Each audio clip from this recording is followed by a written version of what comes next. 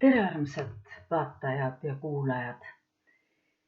Täna võtan ma ette ühe väga tõsise teema ja selle teema pealkiri üldiselt on, et miks õpetaja ei ole piisavalt toetatud. Kõigepealt ma räägin sellest, mis mind on ajendanud seda teemat nagu tõsiselt uuesti ette võtma ja ma kindlasti usun, et ma kogu selle teema ammendamisega, selle loenguga hakkama ei saa. Aga siis jätkame järgmisel korral. Et mis on need tõuke uudised või tõuke põhjused olnud, miks ma selle teema ette võtan. Teine, millest ma rääkida tahan, on see, et mis annab mulle õiguse olla üldse nii selles mõttes kriitiline ja otsekohene, et milline on minu kui eksperdi kogemus, eriti viimastel aastatel, et ma julgen nii öelda, et õpetajate puuduse ja õpetajate nagu piisava arvu ja õpetajate töölt ära minemise kõige tähtsam põhjus on see, et õpetajad ei ole piisavalt toetatud. Ja selle toetamise süsteemi ülesehitamine ei ole isegi praegu täna päevakorras. Et ma julgen oma kriitilisi märkusi öelda ja kui te ei ole minuga nõus, siis palun kirjutage mulle või kirjutage kommentaaridesse. Siis edasi, kui ma olen nagu need sissejuhatavad kommentaarid ära öelnud, siis ma tahan tuua välja 7 põhilist põhjust, miks pärast tugisüsteeme üldse Eestis peaks põhimõtteliselt muutma niiviisi, et õpetaja üldse saaks olla toetatud. Ja ma ei hakka neid praegu ette lugema, igatahes esimene nendest on see, et õpetaja nagu tõsises mõttes ei ole üldse selles tugisüsteemide ülesehituseski nagu arvesse võetud ega sees. Ja ma hakkan siis neid punkte järjest nagu oma kogemuste järgi lahti rääkima ja püüan niiviisi rääkida, et teie saaksite põhimõtteliselt aru, miks ma olen kriitiline ka praeguste haridusministeeriumite otsuste suhtes ja see lisaeelarve, kust on leitud teatud ka raha, kasutatakse minu vaatenurgast ära selliste meetmete peale, mis ei saagi olla õpetajale toetuseks. Ma ütlen kõigepealt kohe nagu 2 erandit. Et üks erand nendes asjades on see, et on olemas teatud koolid, need ütleme nii-öelda Tallinna ja Harjumaa suurte koolide puhul on tegemist suurte tugikeskustega ja selles mõttes tõenäoliselt ma ei ole nende koolide analüüsiga ja programmidega kokku puutunud pikemalt. Oleme tegelenud eelkõige väikeste maakoolidega ja erinevates Eestimaa otsades. Ja tõenäoliselt nendel suurtel koolidel, kus on olemas PGS-i muutuste kohaselt piisavalt tugispetsialiste ja tugikeskus on üles ehitatud meeskonnana, see minu jutt tõenäoliselt ei pea paika. Et ma väga loodan, et need õpetajad, kes nendes suurtes koolides nagu õpetavad ja toimetavad, on piisavalt toetatud. Ja teine niisugune kommentaar on see, et see jutt ei puuduta ka absoluutselt Harno digiõpetusega seotud ja diginõustamisega, koolitustega seotud meeskonda. Ma tegelikult olen vaimustuses ja olen väga palju nende Ingrid Maadvere ja teiste juhendamisel tehtud koolitustel osalenud ja ma lihtsalt mingis mõttes isegi kadestan, et see digivaldkond on niisugusel kujul nende poolt ette võetud ja iga õpetaja, kes tahab saada endale abi, võib nende koolitusele pöörduda. Näiteks tänagi on selline koolitus nagu rühmatööd videotunni või videoõppe, et kuidas teha rühmatöid videoõppes. Ja ma tõesti tahan öelda, et see on nagu minu kogemuste järgi nagu eriline nagu nii-öelda eriline aspekt ja olgu nad väga tänatud. Nüüd edasi, mikspärast ma just täna otsustasin selle teema ette võtta. Lõpetasin just praegu ka Riigikogu infotunni kuulamise ja süda on raske sellepärast, et saan aru, et ei küsijad ega vastajad ei ole haridussüsteemiga sellisel moel kursis, et nad saaksid aru, mis üks nagu meede või üks kommentaar või millest see räägib. No täna on päevakorras jälle Lüganuse kooli teema, Lüganuse kooli sulgemise küsimus või siis praegu nagu kõige esimeseks nagu siis nii-öelda koolikorraldused Lüganuse vallas. Ja ma pean ütlema niimoodi, et see ka Krabi kooli sulgemise teema, väga paljud koolide sellised raskused ja riskikoolide olemasolu on seotud ainult ühe põhjusega. Ja see põhjus ongi see, mis erinevat näiteks Põhjamaadest, kas või Soomest, riigipoolne panus koolide ja õpetajate aitamiseks on peaaegu olematu. Ja nii nagu meie haridusminister ka täna ütles, Lüganuse valla teema on Lüganuse kooli teema on Lüganuse valla enda asi. Omavalitsused ise otsustavad, kuidasmoodi nad toimetavad oma koolidega ja siis olles kokku puutunud mitmete erinevate omavalitsustega ja nende tugisüsteemide ülesehitusega, millest ma ka kohe räägin. Ma tean, et omavalitsus puuduvad need inimesed, need eksperdid, need seda tüüpi ettevalmistusega spetsialistid, kes mõistaksid üldse laiemas plaanis ühelt poolt hariduse koolide ja sellise kultuurikeskuse, mida endast kool kujutab või kool nagu kogukonna süda, nii nagu meie ühe programmi pealkiri on olnud. Et seal ei ole tihti omavalitsuses neid inimesi, kes suudaksid sellest nagu sellisel kujul seda mõista ja teiselt poolt siis ka, et suudaksid nende koolide ja õpetajate toetamise eest võidelda. Ja kui me räägime ainult palgast, siis küsimus ei ole ju palgas. Ja milles on küsimus, sellest ma hakkan edasi rääkima. Krabi kooliga oli samasugune lugu.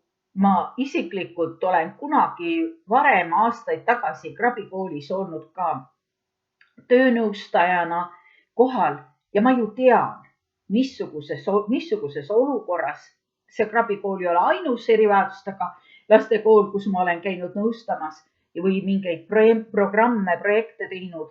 Et ma ju tean, kui vähe need õpetajad ja isegi kui seal on ka tugispetsialistid, on nagu üldises mõttes toetatud.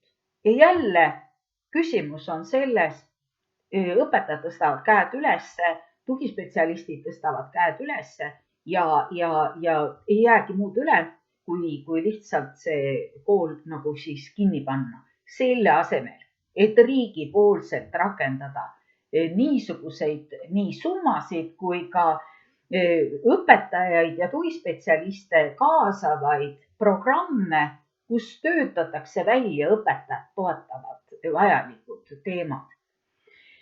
Miks ma seda kõike julgen rääkida ja miks ma julgen olla nii kriitiline ja ütlen ka alguses kohe, miks ma olen väga kriitiline praeguste haridusministeeriumite nagu haridusministeeriumi kahe põhilise niisuguse või ütleme 3 meetmega seoses. Esimene on jah, väga tore, kui on võimalik õpetajal helistada, tal katus jookseb ja ta helistab kusagile, kus on telefon, suure tõenäosusega saata sealt lihtsalt lohutust, sellepärast et nii Inglismaa, kes meile on, nagu ma saan aru, eeskujuks, kui ka eriti Soome ja Norra, nende puhul on kiirabi telefon õpetajale. Süsteemi lisa niisugune abi. Ja kui Eestis me võtaksime näiteks, et meil on küll kiirabi telefon olemas või kiirabi on olemas, ütleme telefoni kujul või eluliin, aga meil haiglat ega meditsiinisüsteemi ei ole, seda süsteemi ei ole üles ehitatud.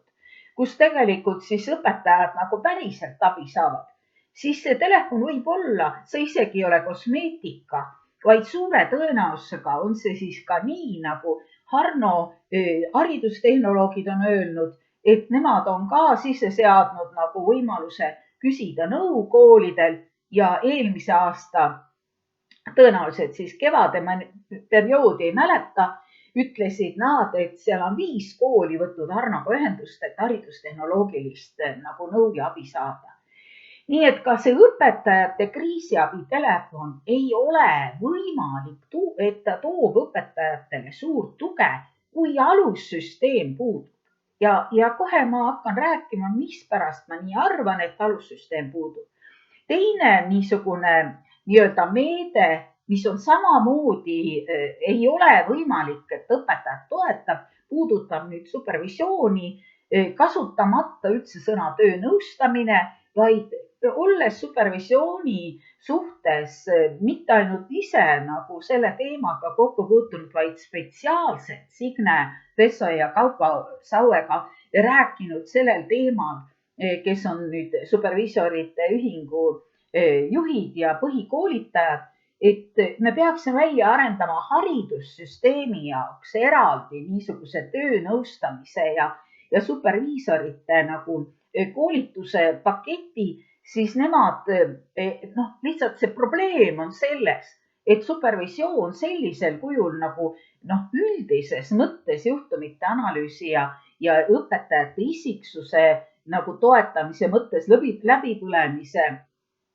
nagu toetamise mõttes ei saa toimida sellepärast, et õpetajad vajavad Eestis eelkõige töönõustamist, et tulla toime. Ja supervisiooni nagu selline superviisorite spetsialiteet on seotud eelkõige ettevõtetega ja olen isiklikult kokku puutunud ühe kooli puhul olukorraga, kus lapse nagu selline väga sügav psühhiaatriline problemaatika läks tänu sellele hullemaks, et õpetajale pakutav supervisioon pani õpetaja ennast kaitsma, aga ei andnud nõu, kuidas lapsega edasi toimetada. Nii et superviisorid, kes koolis ja hariduses saaksid anda nõu, peavad olema haridussüsteemist välja kasvanud inimesed, kellel on spetsiaalne ettevalmistus, õpetaja ettevalmistus, haridusjuhi ettevalmistus, psühholoogi ettevalmistus, kooliga seotud õpetaja nii-öelda teadmised ja kolmas, mis on siis nüüd haridusministeeriumi meede, on koolituste nagu suurendamine ja ma pean ütlema seda, et meie programmid, millest ma kohe ka sissejuhatuses veidi räägin, on seotud olnud mitmete koolidega ja ma mäletan väga hästi, kui ühes programmis ühe kooli puhul, kes oli kõik õpetajad, oli terve kooli õpetajad osalenud pikas Euroopa Liidu poolt rahastatud 160-tunnist kaasava hariduse koolituses. Ja kui ma palusin, et programmi alguses, et kõikidel õpetajatel palun võtta kaasa need materjalid, et me teeme ühe ümarlaua või ühe niisuguse vestlusringi, et kuidas me saame täpselt hakata toetama siis õpilasi ja kasutada ära selle koolituse nagu teadmisi, siis õppejuhataja vastus oli, et sealt ei ole praktilise elu jaoks midagi võtta. Ja see on täiesti põhjendatud. Teoreetilised ja sellised üldised koolitused ei anna õpetajale tuge. Õpetajale saab tuge anda ainult koha peal oma tugimeeskonna poolt ja oma nagu koolis üles ehitatud süsteemi poolt. Nüüd paar sõna, kuidas ma julgen niimoodi kritiseerida ka haridusministeeriumi ettevõtmisi ja julgen öelda, et Eestis puudub seda tüüpi toetussüsteem, mis annaks võimalusega saavutada tulemusi ja üks nendest tulemustest oleks see, et õpetaja tunneb ennast toetatuna ja tuleb toime nende olukordadega, mis tal tunnis tekivad või mis tal õpetamise käigus tekivad. Ma ei räägi üldse praegu sellest distantsõppest, vaid ma räägin nagu üldiselt.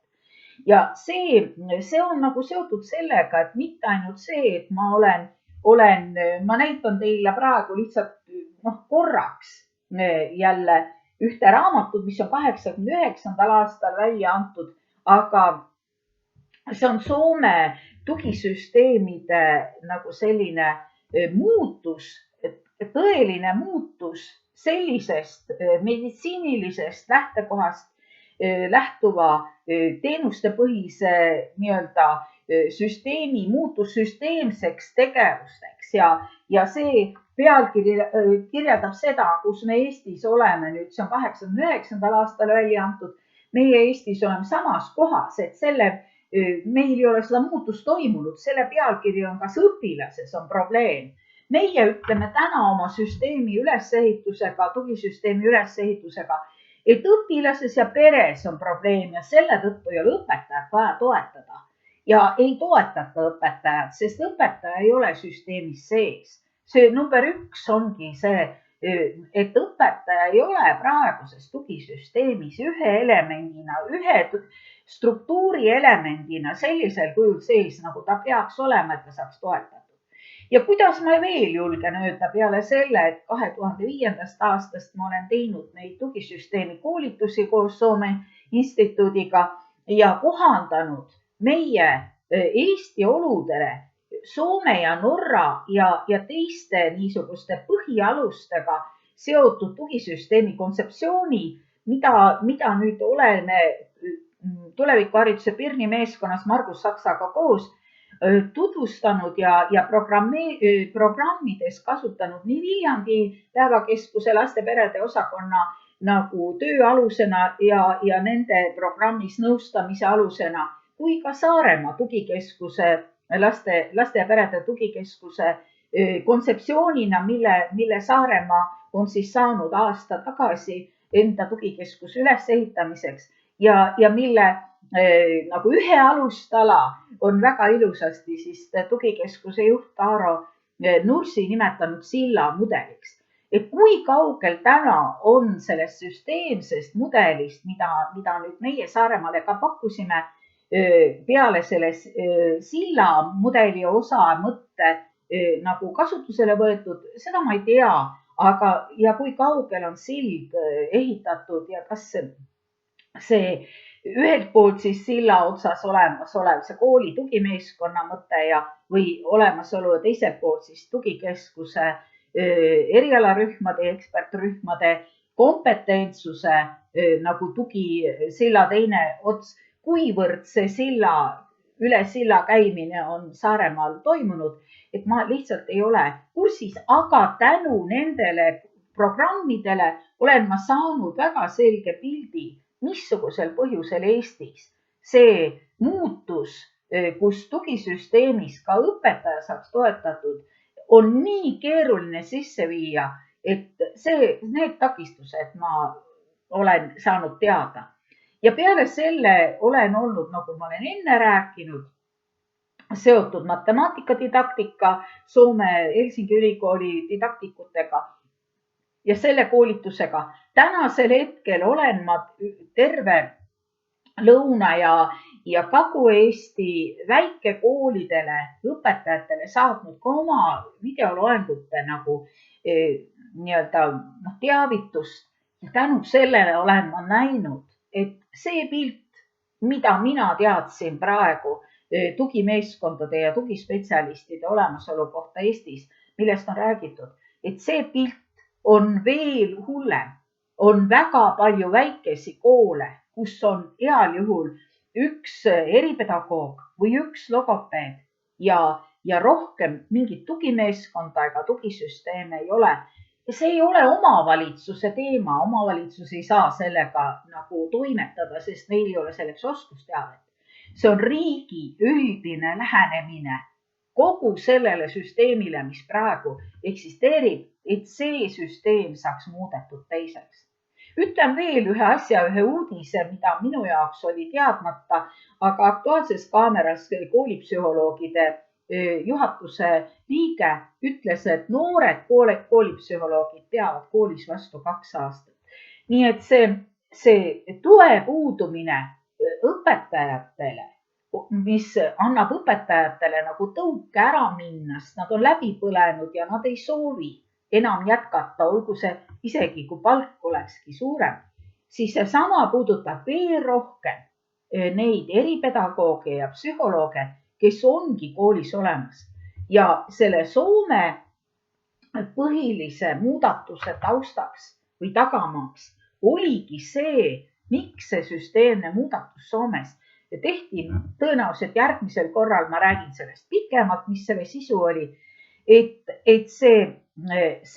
ei olnud nii palju tugispetsialiste ja Soome ise väitis, nende koostööpartnerid väitsid, et Soome riigil ei olnud nii palju raha, et koolitada ja iga kooli juurde saada oma tugimeeskond nagu selles mõttes, et oleks välja koolitatud tugispetsialistid. Ja selle tõttu see mudel, mis Soomes täna on nüüd 30 aastat või rohkem olnud ja millega mina olen nii palju kokku puutunud, et Eesti jaoks seda kohandanud, ma tean, milles on probleemid Eestis erinevad kui Soomes ja kuidas Eestis seda saaks lahendada. Et selle mudeli nagu sellele üleminek on väga keeruline. Täna ma alustan sellest nüüd viimased 10 põhjust, või 10 minutit, et ma lihtsalt ütlen, mis on need põhipunktid ja hakkan otsast peale siis rääkima.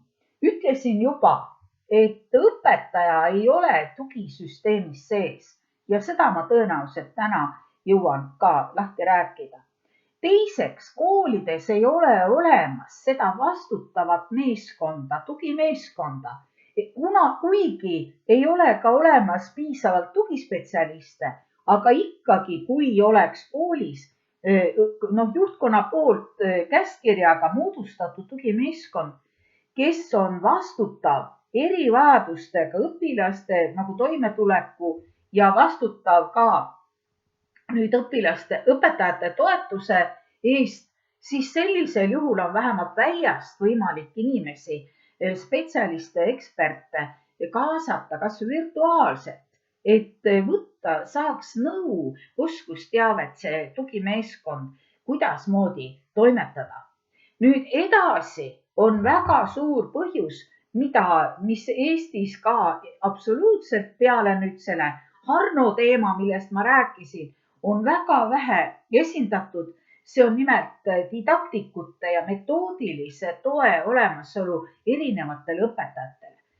Võib-olla nüüd on asjad muutunud, aga siis 10 aastat tagasi, kui me Helsingi ülikooli matemaatikadidaktikutega otsisime koostööpartnerid, tuli välja, et Tallinna ülikoolis ei olnud klassiõpetajate matemaatikadidaktika inimestki üldse. Ja rääkimata siis sellest, et riik rahastaks seda metoodilist, didaktilist tööd, rahastaks ka neid õpetajaid, kes teevad väga suuri, ise väga tähtsaid ja suuri nagu selliseid abimaterjale ja on kas või näiteks Martin Saar või teised, keda on võimalik ju näha ja õpetajate lehes kirjutavad, kellel on olemas palju materjale, mida võiks teistega jagada. Aga kuna riigil ei ole seda süsteemi ja õpetaja ei ole selles süsteemis sees, siis seda rahastamist ega seda koondamist ka ei toimu. Mul on väga hästi meeles ja järgmine kord ma räägin, kuidas Soome on töötanud välja matemaatika toetamise meetodid just nagu riigipoolse rahastuse ja õpikuautorite ja ülikooli töötajate poolt ja neid süsteeme ja metoodilisi vahendeid saavad kasutada kõik õpetajad. Õpetajad ei pea välja töötama järgmiseks päevaks endale mingisuguseid või mingisuguseid tunnimaterjale, need on olemas. Järgmisel korral ma näitan teile õpetajate matemaatikaraamatu, kus te näete, mis on siis seal kõik kirjas. Ja nüüd edasi, mis puudutab nagu kõige suuremat probleemi õpetajatega, kus ka Saaremaa õpetajatel me küsisime, et mis on kõige suuremad raskused ja tuli välja, et tõesti seal 80% õpetajaid selleks ei olegi vaja küsida. Et see on ju nagu teada, et see puudutab käitumishäiretega õpilasi, aga samal ajal ei ole olemas mingeid juhendmaterjale õpetajatele. Nad peavad ise kõik selle välja mõtlema, kuidas mingi konkreetse õpilasega või kellega toimetada. Ja muidugi ma läksin siit, jätsin praegu kogemata ühe vahele, mis õpetaja toetamist väga nagu aitaks parandada. See on nüüd selline tugimeeskonna poolt kaardistamine ja ennetuse olemasolu, et mis see tähendab seda, et esimeses klassis oleksid kõik või lasteaias juba oleksid kõik õpilased üle vaadatud, testitud, hinnatud, et nende probleemid ei muutuks suuremaks ja juba esimesest klassist peale saab õpetaja abimaterjali, juhendmaterjale, võib-olla lausa konkreetset lapse toetusplaani, kuidas selle lapsega toimetada ja et tema ei pea, õpetaja ei pea olema see tark, nagu praegu paljudes koolides on, kus õpetaja teeb ettepanekuid, missuguste lastega eripedagoog, kui seal koolis on üldse olemas, peaks nagu toimetama. Et vaid õpetaja on see, kes võib oma muredest rääkida, aga hindamise ja kaardistamise ja ennetava tööplaani, ennetustööplaani teevad ikkagi tugimeeskonna inimesed, isegi kui seal ei ole piisavalt tugispetsialiste. On olemas kogemustega õpetajad, on olemas juhtkonnas inimesed ja eriti tänapäeval on võimalik interneti kaudu ja igasuguste individuaalsete õppimiste kaudu võimalik nagu leida lahendusi, kuidas toimetada.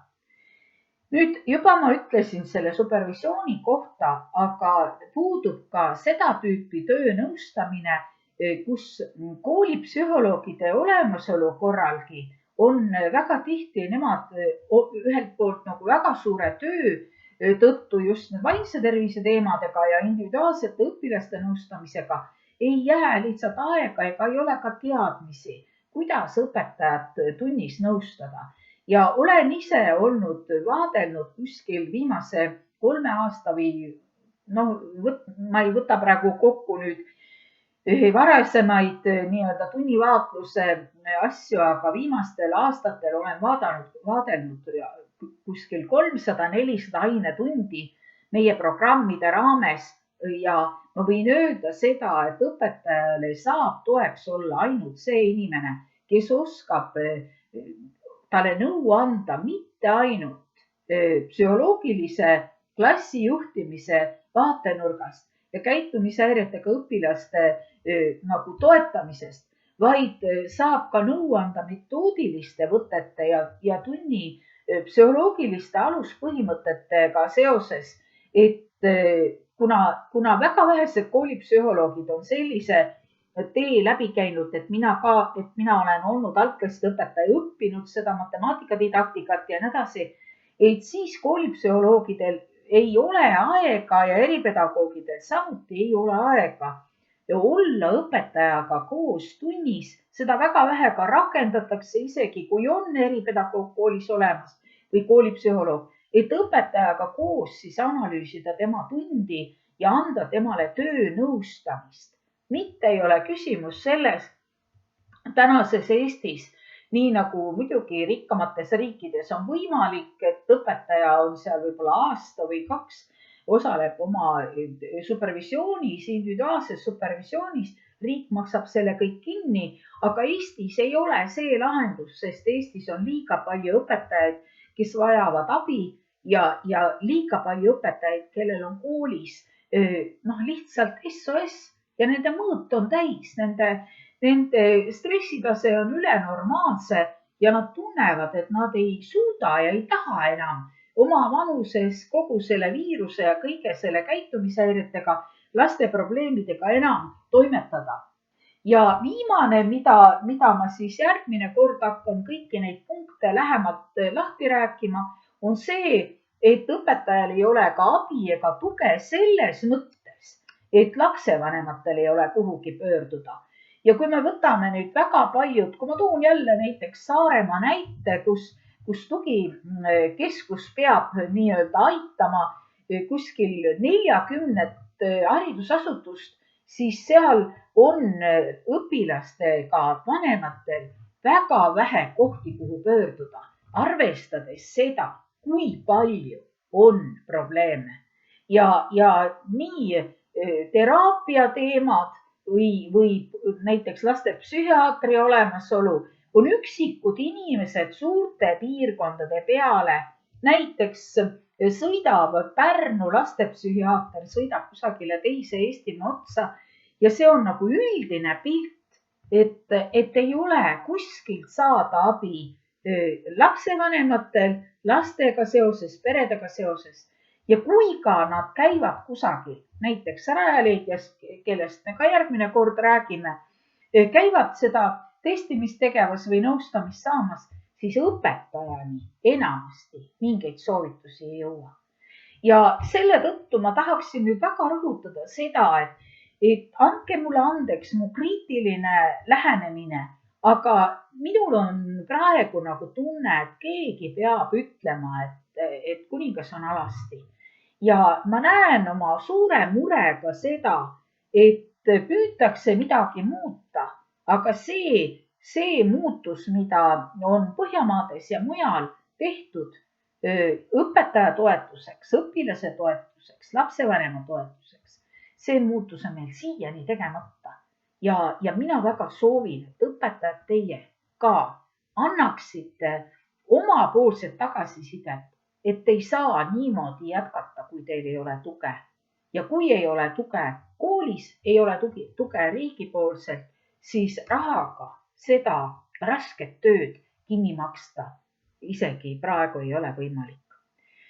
Aga nüüd võib-olla see minu tänane videoloeng on olnud liiga kriitiline, liiga otsekohene, aga kirjutage mulle, kommenteerige ja soovin teile õpetajad, et ühel päeval ei peaks enam teie ei metoodilises plaanis ega psühholoogilises plaanis tundma ennast üksinda. Kõike head teile, jõudu teile ja olge ise aktiivsed endale toetust ka küsima. Olge terved!